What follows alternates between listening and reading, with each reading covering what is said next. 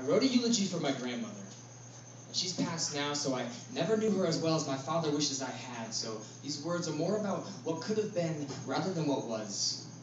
See, all I have is this ethereal sort of feeling about a woman who patched a lot of my memories from my childhood.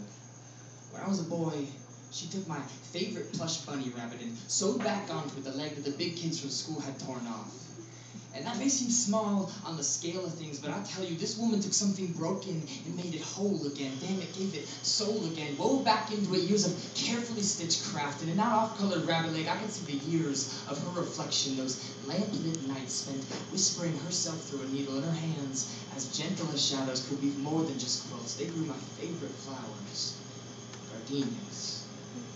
And see, I'm worried now that my only impressions of her are left in the fruit trees that towered over my head, or the quiet corner where she left her sewing machine, or the way she smiled so subtly that I thought she was always happy, or her face was merely shaped that way. I can remember the wrinkles on her hands, casting ripples through the shadow of her wisdom, and I think God was created in her image, and the Mona Lisa traced on her face, and I'm just wondering why it is that all my dreams still smell like her memories.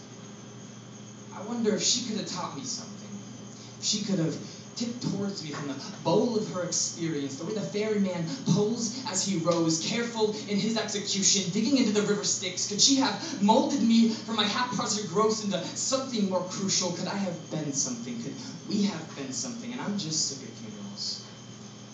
Sick of gathering all teary-eyed just to speak through odd filters of instances far too gone to be reeled in. Sick of fake flowers and words that serve nothing more than to shake at each other's hearts, palpitating the only thing that tells us that we are still living and you cannot be happy, and hug if you just stand there and mourn, because mornings are meant to be dark even if they're after the last sunrise. At her funeral, my toes wiggled beneath the hand-me-downs, and even though the Sierra Nevada breathed heated woes, it brought with it the smell of blooming gardenias, and my legs shook.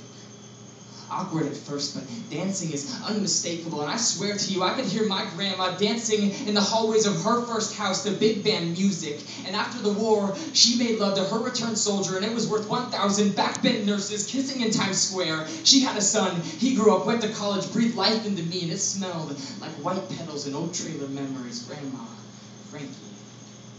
We never knew each other that well, but on your funeral, we shared our first dance.